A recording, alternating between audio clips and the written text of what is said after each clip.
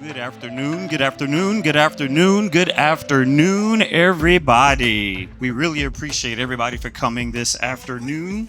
We have such a wonderful. So, first of all, my name is Corey Webb, and I am the Entertainment and Community Engagement Manager here at the Riverside Epicenter. So, thank you so much, everyone, for coming here this afternoon, for taking time out of your day for our Epic Talks Lunch and Learn series.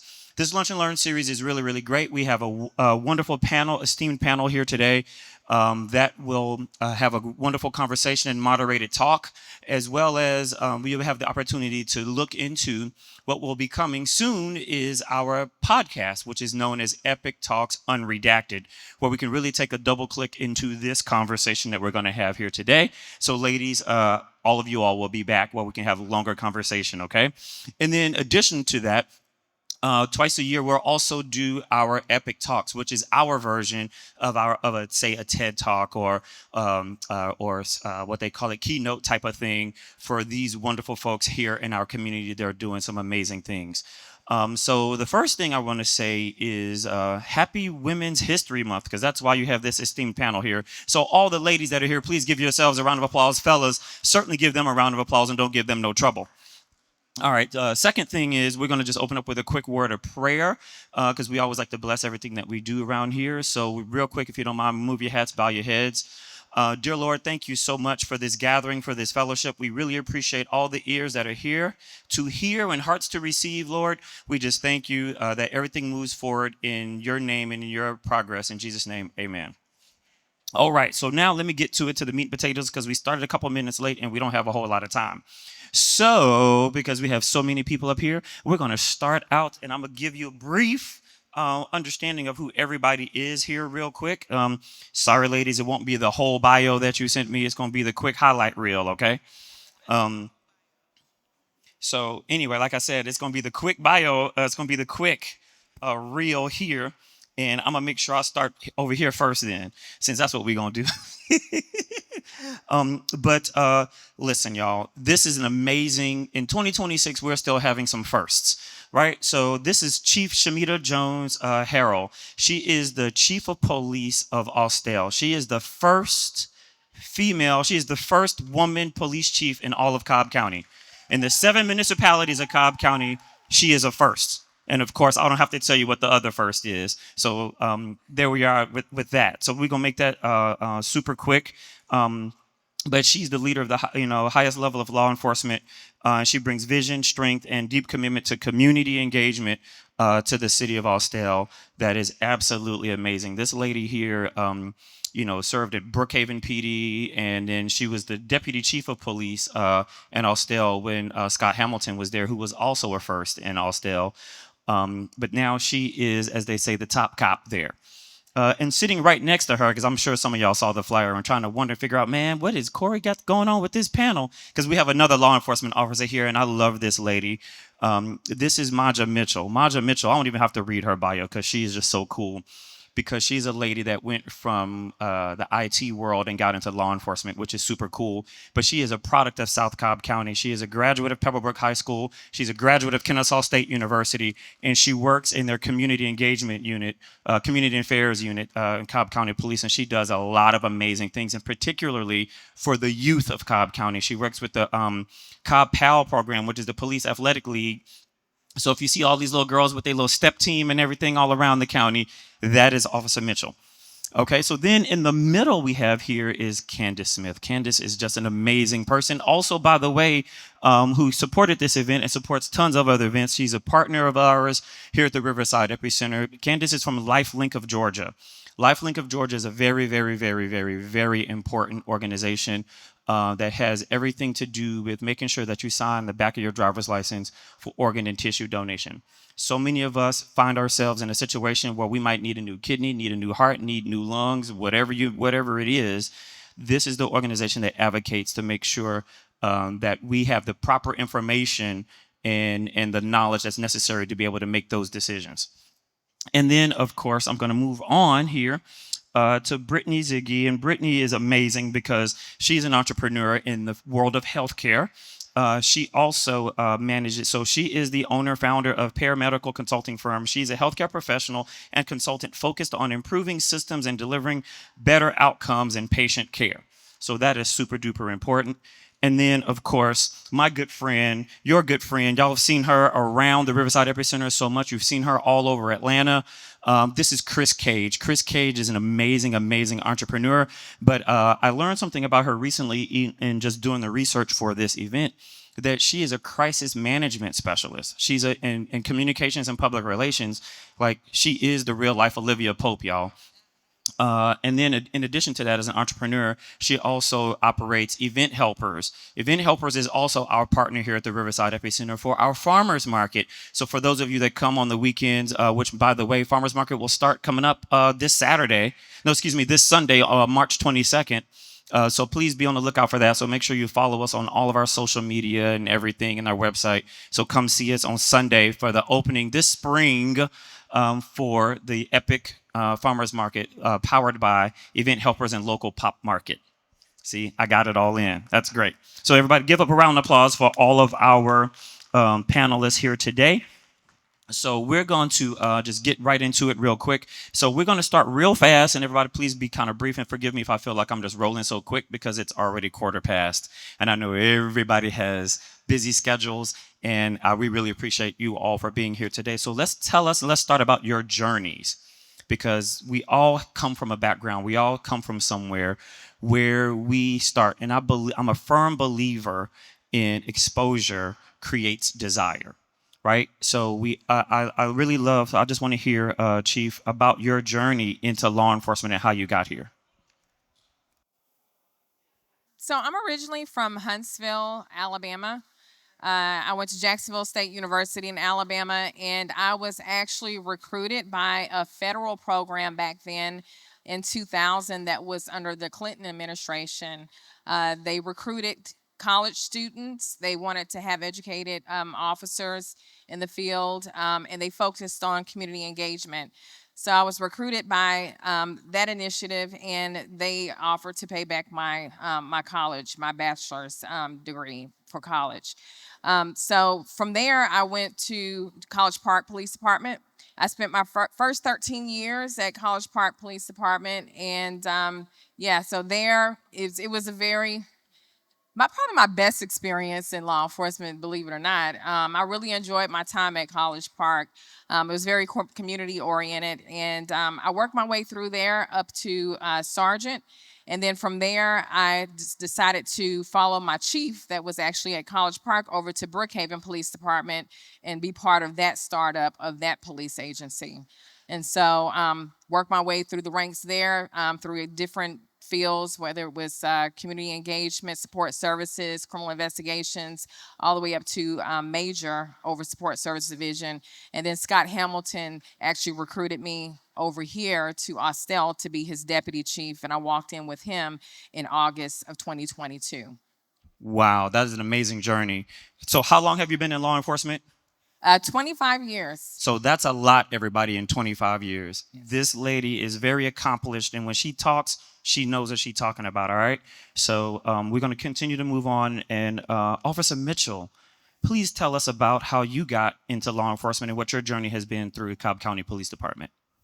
Okay, so how I got here to Cobb County, I'm actually originally from San Diego, and I was homeless in San Diego since the age of 12.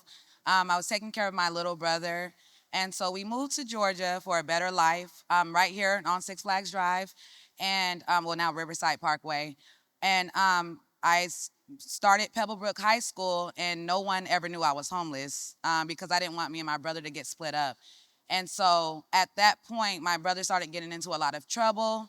And then that's when the juvie system started being involved, DFAC started being involved. And I found myself pregnant at 16 years old. I gave birth at 17. And the whole time, though, I was homeless until, I don't know, I guess while DFACS was involved, the police ended up getting involved. Crimes against children ended up getting involved. And right here at the Dollar General and Factory Shows and at the intersection of Factory Shows and Riverside, I had to go and meet with a Cobb County police officer there, as well as DFACS. Actually, the whole entire parking lot was filled with crimes against children, DFACs. My mom somehow popped up out of the blue. And I had a lot of supporters there, people who knew I was homeless in the parking lot with me. And so it was like a lot of back and forth if they were going to take my baby or take me, take my brother.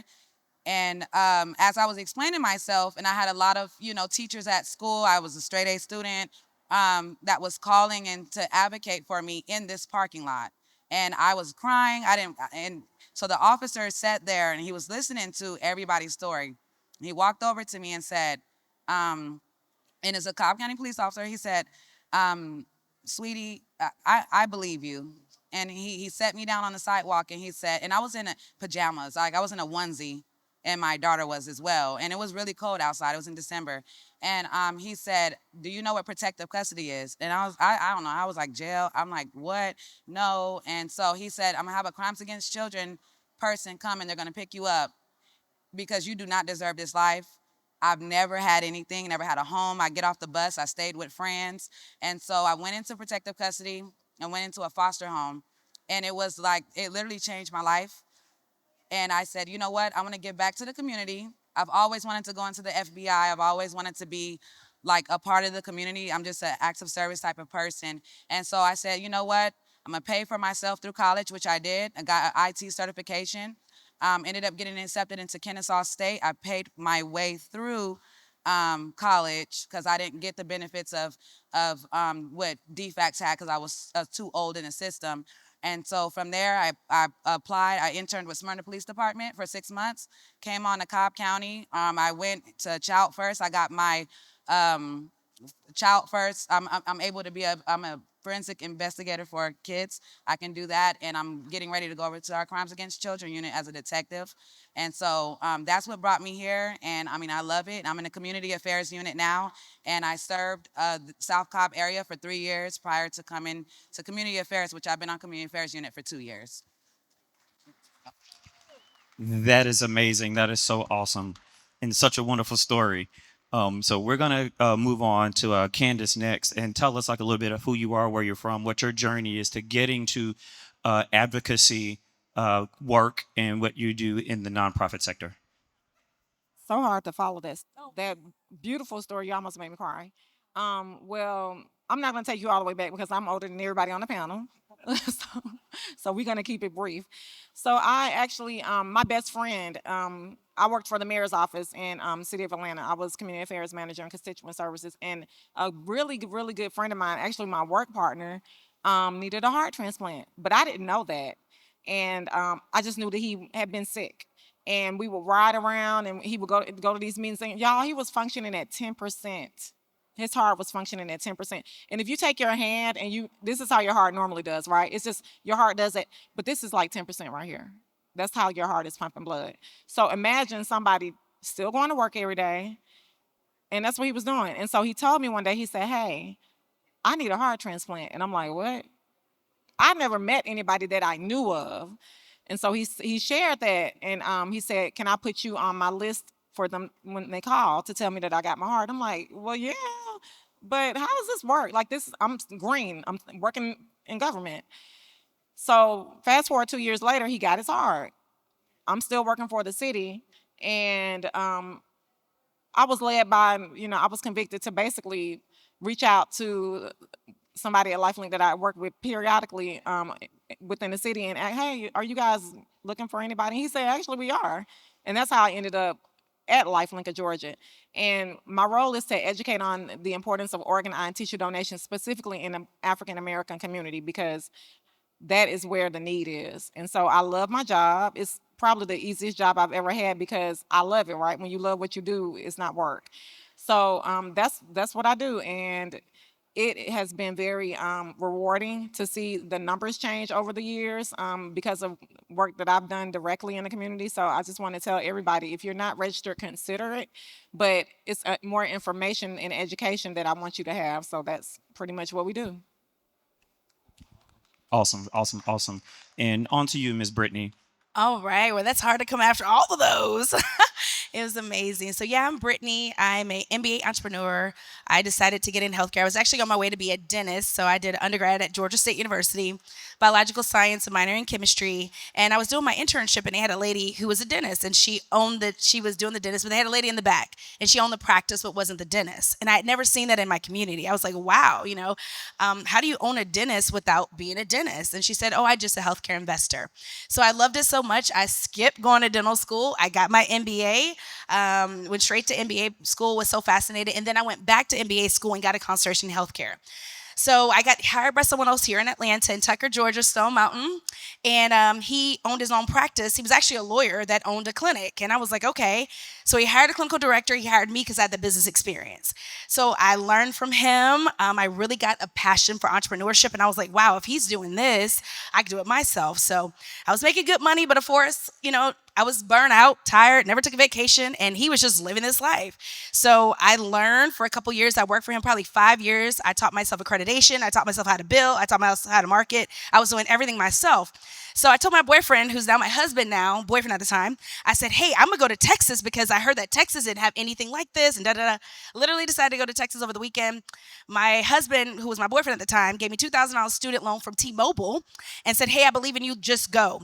We packed it up. I broke my lease, went on my credit if I'm honest, but I just felt a need to go out there. So I went out there and I was trying to figure it out. And never forget this young lady, her name is Kim.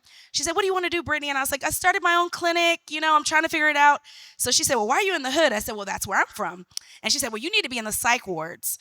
So I was like, okay, that's a little confusing to me. So anyway, she brought me in. She taught me everything. She showed me everything. Started my first clinic, opened another clinic, opened another clinic. So now we do med management for children, adolescents, and adults. We also do Suboxone, which helps, the community with a lot of addiction and opioids and things like that. And yeah, I've been owning my own clinic for almost 20 years now. And yeah, just helping the community. Wow. Okay. And finally, Miss Chris.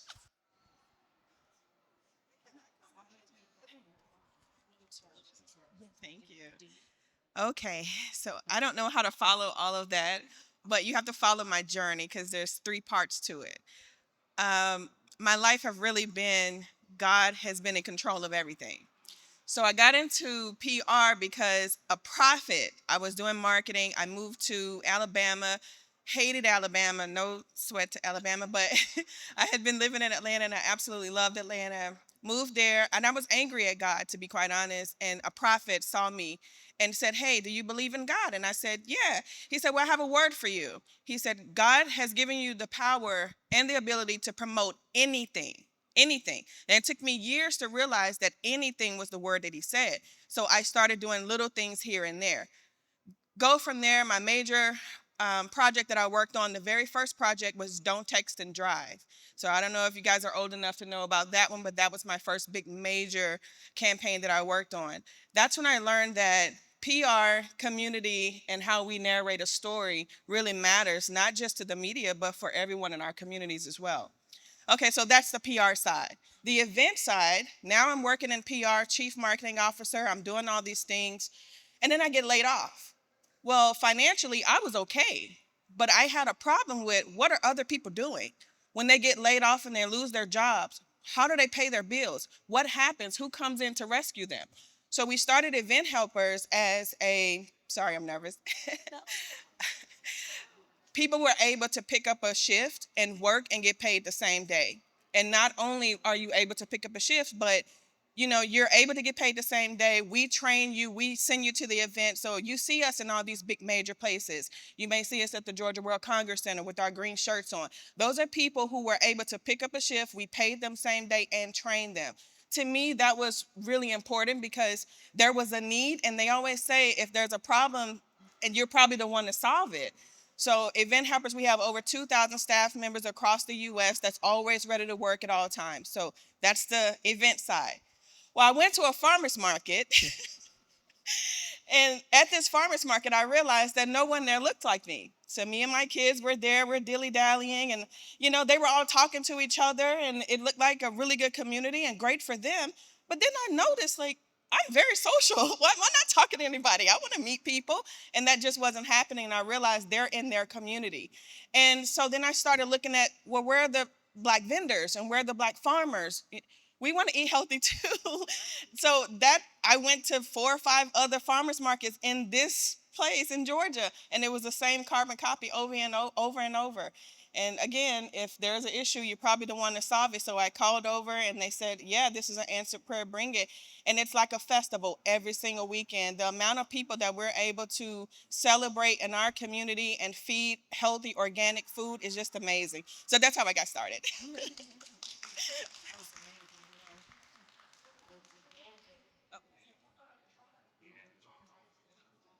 Thanks, Chris. All right, awesome, awesome. Ladies, that is just amazing. You all have wonderful stories and amazing trajectories. And each of you all participate in male dominated industries, right? Male dominated businesses. And I just think that is phenomenal. So, in doing that, what would you say? Oh my gosh, let me get out of the sweet spot. Sorry. Was a specific experience along in your journey? I mean, because Chief, you have done a lot. You've helped start departments. You currently run an established department. But what was a moment or a thing in your path that you would say was a turning point, or the thing that really confirmed to you that you were in the right place, in the right career path, doing the right thing? I would say I actually enjoyed most the direction that you're going. When I worked in investigations, crimes against children, and I specialized in sexualized, but the most beneficial for me was working with children, because when it comes to victims, children are probably the most innocent victims because they don't have a choice. They don't have a choice in where they are. They don't have a choice in where they go and who they're around and what they're exposed to. And so to be able to advocate for, for the children was something that really resonated with me. But just in general, overall, just helping people. I know it sounds kind of trite, but just helping people in general was always something that really made me feel like that I was in the right place. I come from a strong Christian background. My father was a pastor when I was growing up, so I saw my parents constantly serving the community through the church. So my platform was just a little different, still serving the community, but I'm just doing it from a law enforcement perspective. Awesome, awesome. How about you, Officer Mitchell? Um, so same. As far as the youth, I've always wanted to be the change that I wanted to see in the community. And just to be transparent, I mean, Cobb County knows. I've been to Cobb County Jail twice at 17 years old. One for being a victim, two being homeless. I stole a $34 shirt from my brother. Didn't want to, was peer pressured into it. And then another situation that was wiped out. It wasn't my fault. But either way it goes, it was two times that I've been to the Cobb County Jail in high school. And I wanted the kids to know, number one, that don't let what you went through dictate your future. I'm also a mentor with the Cobb County Juvenile Court and with Cobb Mentoring Matters through the school system. And specifically 6th through 8th grade, that's a rough area and where kids are trying to find themselves. And so when I was in school, Cobb County only showed up when it was a problem. They only came to the school when it was a problem. They were only on Six Flags Drive when it was an issue. We ran from the police. And when I'm riding up and down Six Flags, they come to me. They love me. And I wanted that because I'm like, there's no officers that are mentors. Yes, They're I've not seen it. coming into the schools. And I know every single school in Cobb County. I know every single principal, elementary, middle, and high school. That's how deeply involved I am in the community. And as far as being the coordinator of the Cobb House STEP team, those girls and boys, because now I have boys, they love me, and that's their out. So I love what I do, and that's why I am here. It's not just the police. I had to start out on the road as patrol, obviously, before I got here. But that was my goal, is to come and to show that's the kids are our future. They're gonna get older, and I want them to know that, not to be scared. You got some officers that are, Sure, but there's a lot of nice ones. So sure. How about you, Candace? What was the experience or turning point? It sounds like you already kind of told us that Yeah. answer a little bit. My best friend, quote unquote, best friend now, but old coworker needing a heart transplant, and then just after hearing that and being immersed into like going to events with Georgia Transplant Foundation and things of that nature. So just really hearing him share, because he educated me. Mm-hmm. And so when he told me, I'm going, whoa, this is bigger than what I ever thought it was. And so I just kind of started researching because I'm a reader and started doing things, partnering with events while I was still working at the city. And that's how I ended up becoming so familiar with Lifelink of Georgia. Gotcha. How about you, Brittany? It sounds like I think you told us a little bit of your story too, but Yeah. what was really a turning point for you? I think for me, I was just tired of people that look like me, like struggling so much. Like, I was like, you know what? There have to be, for me, an easier way to make money for myself. You know, my clinics has allowed me to do a lot of different stuff. It wasn't always like that. It was a hard struggle the first couple of years. But even I would see medical professionals struggling. They're like, Brittany, I'm so burnt out of seeing clients. And I'm like, did you know you could start your own clinic on the side? Like, what people don't know, hospitals and urgent cares, they're healthcare investors. They're not clinicians. So what would it look like if people that were doctors in my community own the building so that we can control the services? So that's why my passion is to teach people like me that, hey, own a urgent care, own a clinic, put our people in there, and that's how we can change the community and make sure that the care is given the right way. Chris?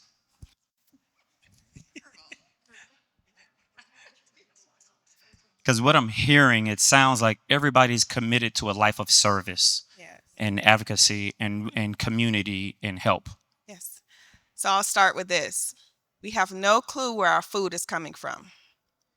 All the things that they put into our meat, from glue to all the pesticides. I mean, all the sickness that is happening in our community right now, we just don't know that it's coming from our food source. It's important that we have like our farmers who are at the farmers market on the weekends. It's all organic. I've been to the farm. I had to see it with my own eyes so that I can tell the community, hey, here's where you can get naturally organic source things. They didn't spray anything on it. The meat you will get from the farmers market has only been processed for 2 days. It went from the cow to you in 2 days, and nothing else was added to that meat. It is so important that we know that we most of the time we don't even know we have another option. You just keep going to the same grocery store. There's no other option, but that's just our community. Other communities know about it. That's why the farmers markets are so crowded every single weekend. So my goal is to make sure that we have an option to be able to eat healthy food as well. Wow. All right. So let's shift the gears a little bit and let's talk about representation. I mean, after all, it is Women's History Month, and we want to make sure that we understand how important representation is in every facet of what we do in life and how we live. But particularly for the ladies that are up here, especially for those who have reached the pinnacle or the highest reaches of their profession, what is so important, because each of you all lead in your very own way, right? You have your way that you do what you do, how you do it, right? But what does leadership really mean, and what does that look like for you in your current roles? Go ahead and go first, Officer Mitchell. Looked like you really had a thought. You said, what is leadership? Yes. What does that look like for me? Yes. I feel like leadership, okay, what it looks like to me is doing something that has not already been done. Coming up with a plan. Like, I have a big event. Like, I'll just give you an example. I have an event coming up that I'm planning from the ground up. I've already planned it. It's May 9th. Off of Mableton Parkway. If you guys know where Willie B's Sisters is, it's going to be in that plaza. So I had a mentee who committed suicide last year at Lindley Middle School. And she brought a gun to school and she committed suicide. And that was one of my mentees. And it was devastating. And so I said, you know what? Let's turn pain into purpose. We don't have a lot of mental health is very, very important to me, especially with the youth. So important. And a lot of times, a lot of the parents are working, and it's hard for these kids to go and open up to their parents. So with her, she was dealing with a lot. And so I said, you know what?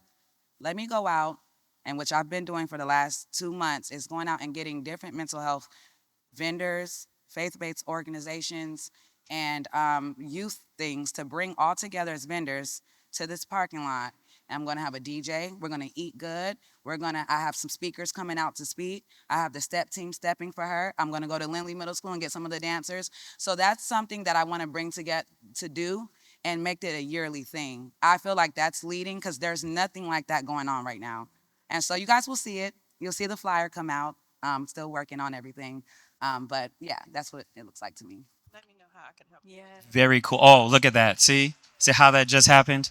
That is amazing, amazing. Okay, Chief, because you are the chief. So what is leadership? What has been those examples for you to help you get to where you are? And how has that, what's the word, influenced you in your leadership style? So I would say the strongest example that I had is my mom. She carries a lot of strength. She always has. The story with her and my dad is very interesting because they've been married 3 times to each other, and you don't usually see that. But even during those times when he wasn't in the home and when they were divorced or they were separated, she held the fort down more than one way. Not just only financially, but spiritually. She made sure that she led us in the right direction to make sure that we were in the church and made sure that we were doing the right thing. But she also just had the strength to lead him back in the right way because he was out there doing what he wasn't supposed to do. And the reason why they got back together is because he was chasing after her at the church. And so she's always been consistent, she's always been consistent with that. And then he ended up getting to the ministry. So anybody can lead, I feel like. I tell my people all the time, I'm the chief, right? I carry the title. It's obvious by the stars, on my collar. But the best leaders and the most impactful leaders, especially in my agency, in my department, and organization, are my informal leaders, the ones that's actually down there on the ground. I lead by providing a way for them, creating that journey and making sure that they have the support that they need to be able to be successful, right?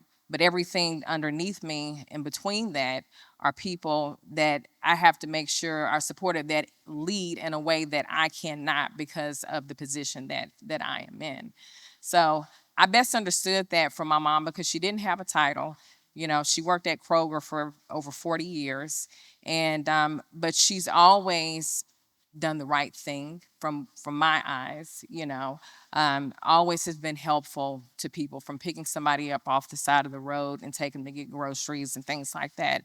So my mother has definitely been the most impactful leader and shown me what strength is and what strength looks like. And so that's been embedded in me and ever since I was a little girl. All right, Chris.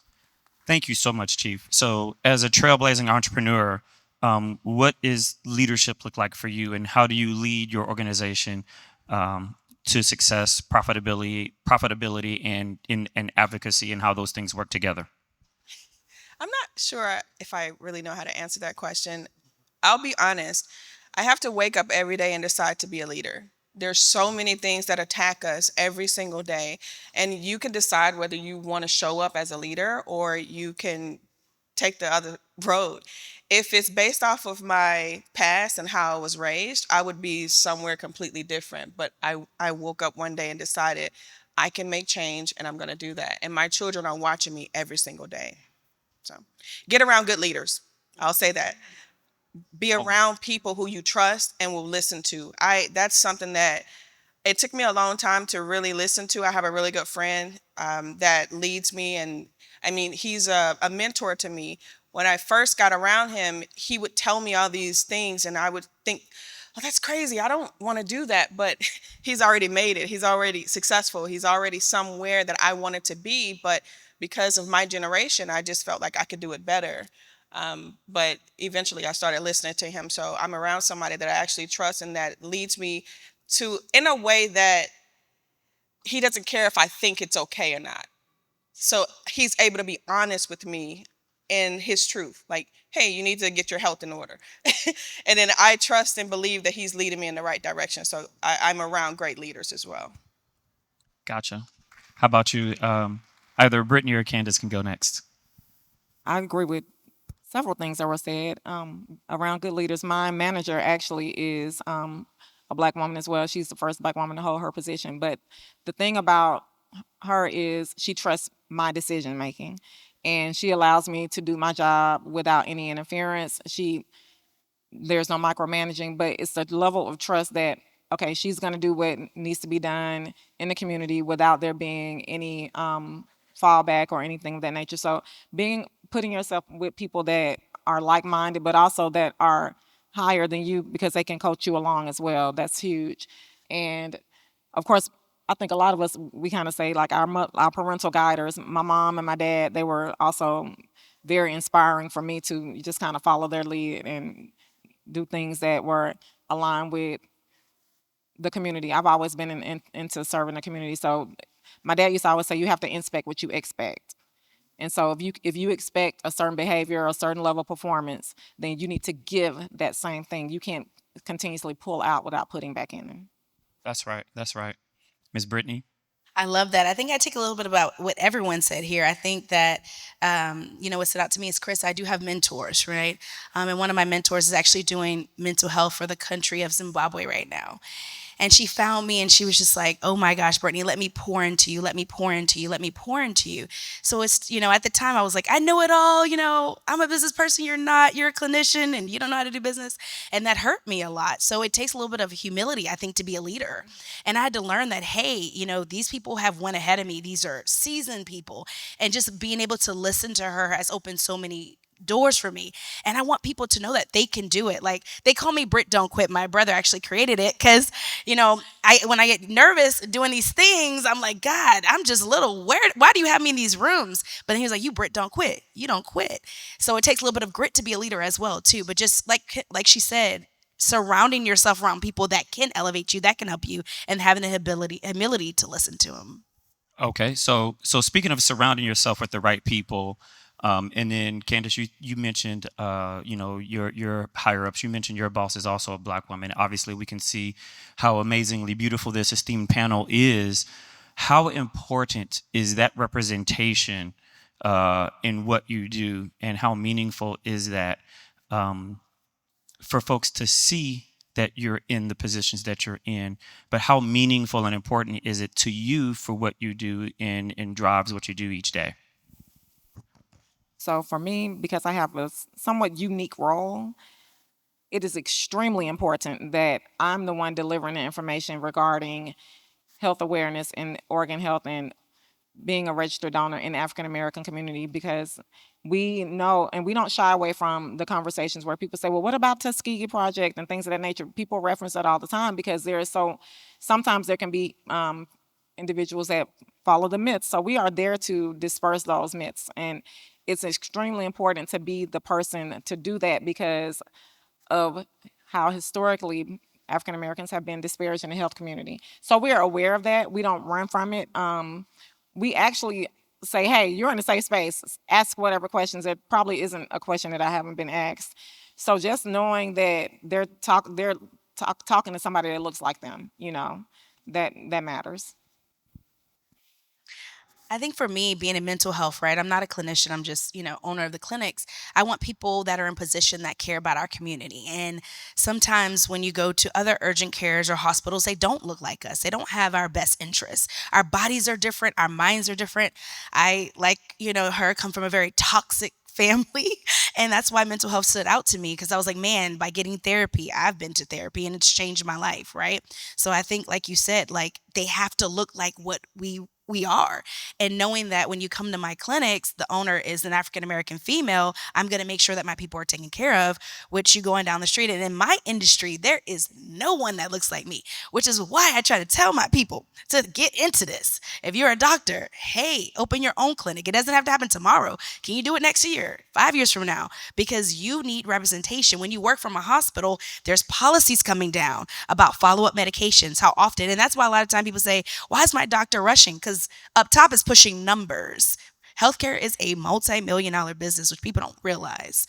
So when you have your own clinic and you provide those services yourself, you can take 2 hours with a client. When you're working for someone else, it's 15 minutes. So how do we give good care to our people if we're rushing those appointments? Awesome, awesome. Officer Mitchell, Chief, either one of you?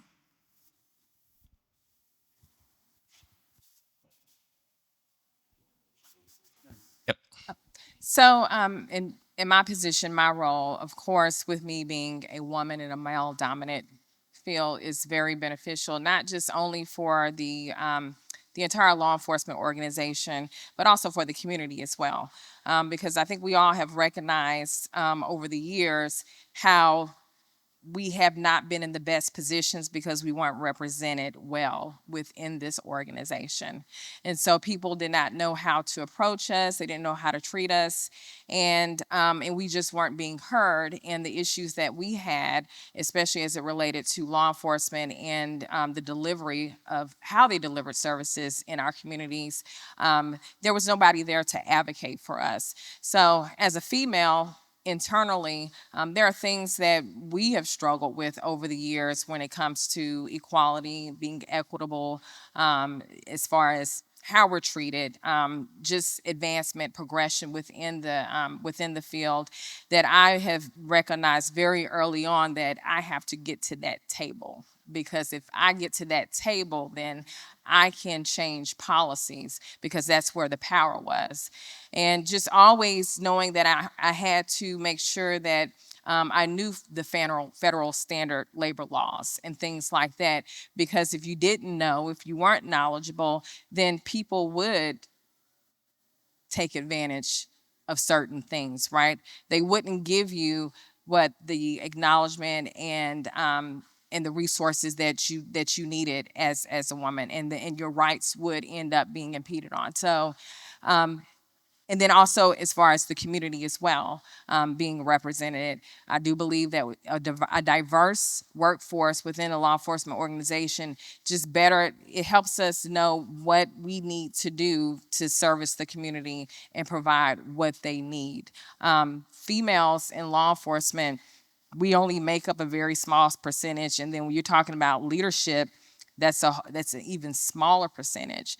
And so you can only imagine the impact that that has on the longevity of a career for a female. Most females, they end up getting out of the law enforcement after they have children. Some of the struggles that we face, back then, and it's kind of changed now, it's gotten better, was just if you were a woman, after you had a child, then you wanted to breastfeed, just something simple, being able to, pump in a private area. So I recall a time where I had to pump in my car, when I had my first child. Find a little wooded area somewhere and, pump in my car, and I had my little blanket, and I had my little cooler, bag and things like that, and I never missed a call. So that's the other thing too, is Wow. when it comes to, you know, women in that field, you don't want to have any excuse to not be looked upon as being equal, right? And so you go above and beyond, and you work 10 times harder. You work 10 times harder just to get what you should have deserved 5 years ago. And so, and that was just the reality of it. If I had to, wrap up real quick, just so I can go answer that call, because I didn't want anybody pointing fingers saying that I wasn't, carrying my weight and doing my part. Well, guess what? Today, I plan on creating a health and wellness program in my organization, and I actually have the city that's already dedicated that Wow, the that is city great. has dedicated a space for all employees, for a Zen room that's going to have a lactation room in it as well, because I don't want other women to have to go through that. And it's something that's very small, but also could be a deal breaker and a decision maker for a woman to change her career completely and decide to do something else because she didn't feel supported. Yes, Wow. yes. Wow. That is amazing. Yes, no, maybe so. Yes, I, Okay. I definitely agree. We actually just had a meeting with our department with a lot of the women, and I brought that up. I said, "Hey, I want another kid, but I have my coworker pumping in the car. What is going to happen?" So they did speak about putting a lactation room in each precinct Mm-hmm. for us, even using the restroom. Like, the guys can just go in the woods real quick, but we gotta take off the belt, and it's a lot. But as far as to answer your question, you spoke on a lot, so I'm not gonna repeat what she said. As far as looking like me in my community, um, speaking with I would just bring up the youth again. It's important for someone like me to talk to them because not only am I young, I relate with them. I've been through a lot of what they've been through. And I can just remember when I was in high school and people come and they're talking and they're saying things and they've never been through it and they're just telling you what they're supposed to tell you so you can graduate and go. And it's like in one ear and out the other. With me, I come in with stories. I come in and I say, hey, this is what I went through. And no one is talking when I talk at these schools because they're like, oh my gosh, this girl has been through so much and I thought that I was doing bad and look where she's at. So they relate with me, they listen to me, and then they follow, and they actually at the end of events come up to me, and I have to have a lot of cards. Here's my cards. They actually reach out and they want to be, a mentee. They're like, I want you to be my mentor. So looking like me, everything, black, female, grew up on Six Flags Drive. Why not come out and speak to the schools? Right. All right. Very good. Thank you so much. So, in Chief Harold, you kind of segued into my next thing, right? Which is balance. I hear advocacy. I hear community. I hear the representation, right? But then we all have to show up in the different facets of who we are. Some of us have to show up. Some of you all have to show up as mom, sister, auntie, cousin, coworker, chief.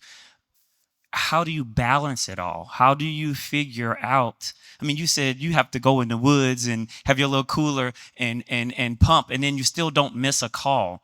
Like, how do we? And you, Chris, as an entrepreneur, how do you? And you're also a mom of two, and then your amazing husband is out here in the audience too. But how do you balance it all to be successful in your career paths, but then at the same time still show up?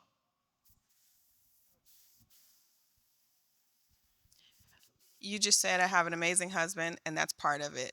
I have a great support system, so I'm able to be all over the world and do what I need to do because I have a great partner, and so that helps. It helps, but balance is something I struggle with, and I think if anyone said they had it all together, they would just be lying.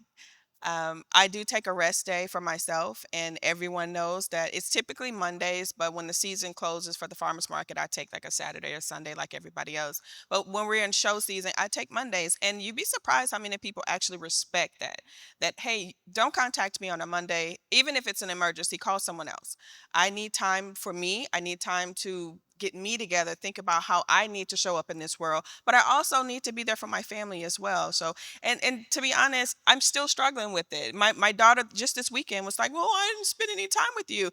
When I leave here, we're going to the airport. There's major media happening right now. I mean, one of my clients went viral, so there's a lot of things that I have my hands in that I have to take care of. But I also bring them along the journey as well. So that's why you see them at the farmers market. They're working, and people are like, "Oh, why are they at the farm?" Well, this is I wish that someone had taught me early, and I can only imagine what I would have been if I would have had a me in the household that I was able to see. So get your family involved in it. In all the shows that we do, they're involved in it. So I bring them along so that I'm not missing that part of them.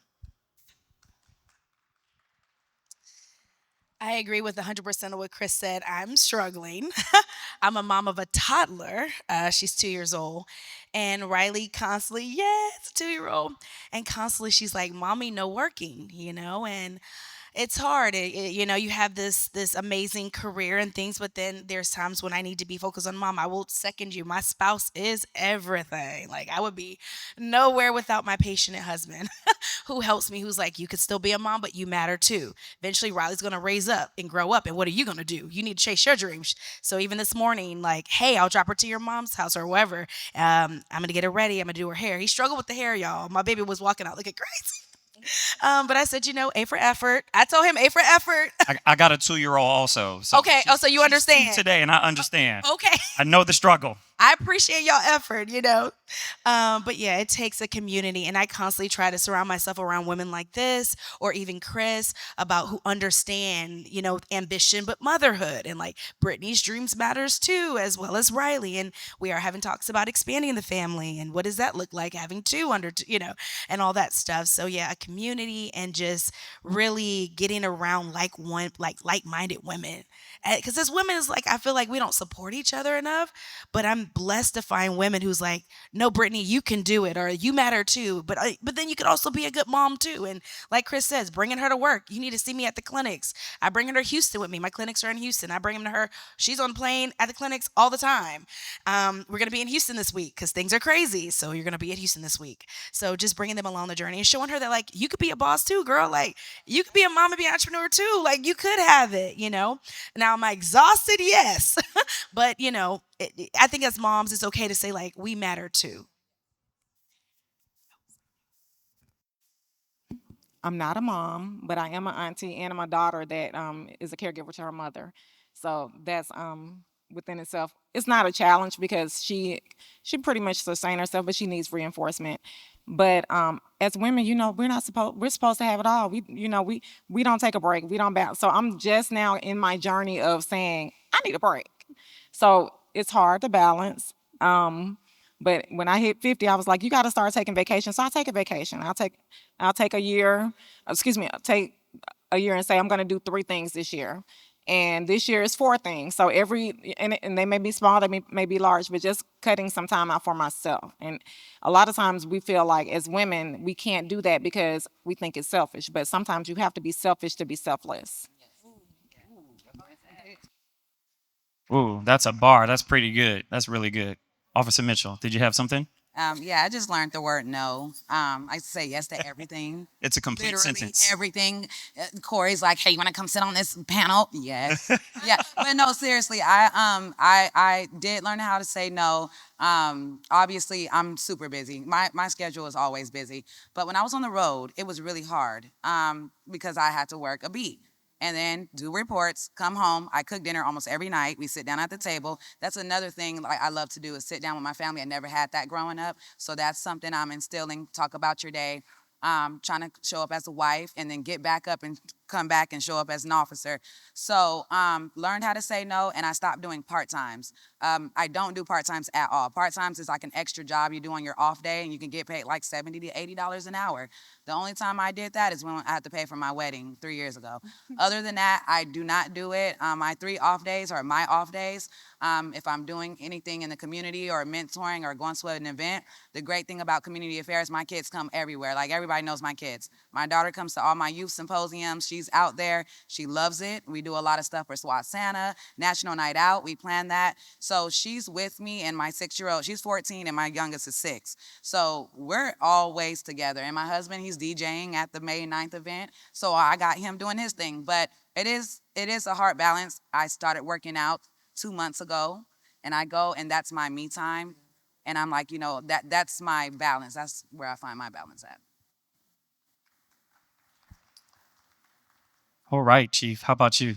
25 years in the game. How do you balance it all? Yeah, I'm still trying to find my balance.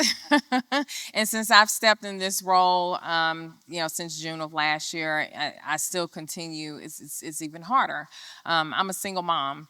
And I've been a single mom for a while. I divorced years ago, back in like 2012.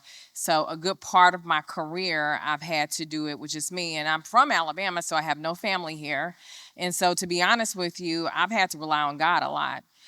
It's been a lot of praying, and he has delivered support for me, not just support, because support I could trust, because you don't want to just leave anybody with your kids. And it's like anybody that he's brought into my life that's helped me try to, find that balance and give me the support that I need. They weren't just a babysitter.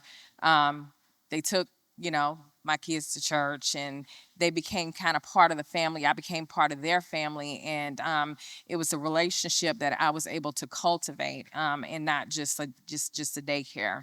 So I'm very horrible about taking time for myself because I'm always putting everybody else before me. I have a 19-year-old that's in college right now at North Carolina A&T, and then I have a 10-year-old as well.